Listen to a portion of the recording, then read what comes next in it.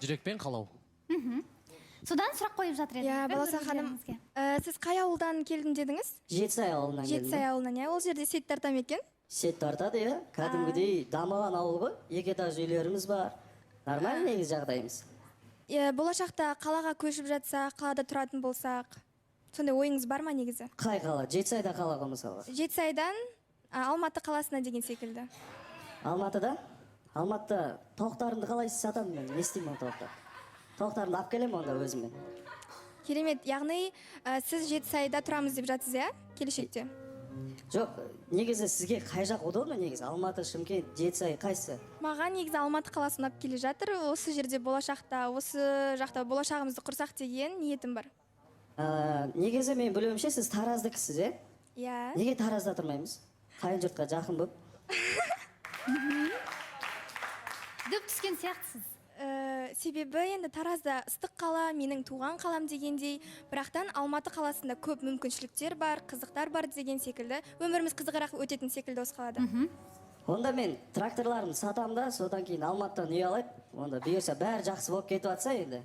Бұйырса, Қайтып кетпесек. Нұржан? Қайырғалы қош келдіңіз. Ой, көптеген кәсіптің иесі екен бұл кісі. Біраз нәрселер бар екен. Бірақ бұл кісінің тауықтарының пародасы маған қызық болып тұр Баласа ханым. Негізі тауық деген күнделік туатын еді.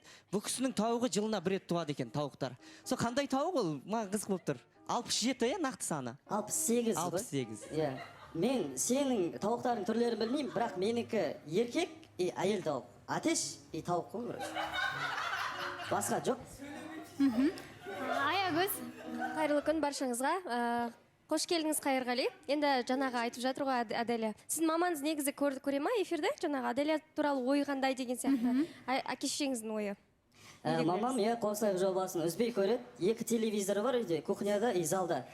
2 жақта жүріп көреді. Жақсы. Екеуміз ұрысып қаламыз арасы, негізі жақсы. Жақсы, бір тағы сұрағым бар еді жалпы. Енді бағана Аделя айтып жатқан сияқты еді, мен ауылда тұруға қарсы емеспін деген сияқты еді. Енді қалай ойың резко өзгеріп кетті Аделя? Негізі жалпы егер де қатты жақсы көріп қалып жатсаң, ауылға барып тұруға дайын сияқтысың ғой сен негізі, менің ойымша. Иә, дайынмын. Бірақтан Алматы қаласы, мүмкіншіліктер қаласы болғаннан кейін бұл кісіден сұрап жатырмын да, болашақта көшеміз бе деген секілді. Иә, көшеміз. Мен одан кейін бір нәрсе айта салайыншы. Мен орысша үйренгім келеді да, көп орысша сөйлеп сөйткім келеді. Сол үшін Алматыға хочу. Орысша да Алматыға хочу кішкене. Орысша да түрікше де үйретемін сізге болашақта. О, түрікше білесіз айтпақшы. Баласа ханым, мен сұрақ қойып кетейінші. Мен Жақсы, Лаура. қош келдіңіз. Өте ерекше жан екенсіз.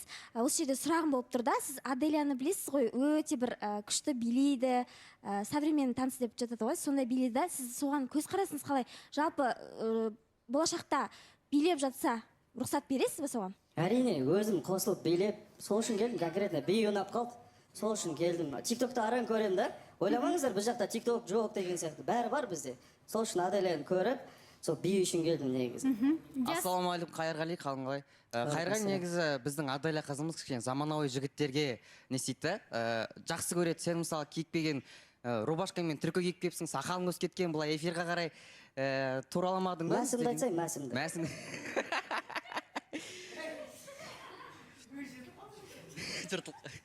Сол кішкене ұнамай қалатын сияқты Аделя қызымызға. Білмеймін. Бет бейнесі, стилі дегендей. Бірақ енді сен үстіңе неге кардиган киіп аласың ба? Бірақ мен мәсім сенің кардиганнан қымбат тұрады оны. Короче, қазір ашылғаннан кейін көреміз ғой. Бапты. Гауһар ханым.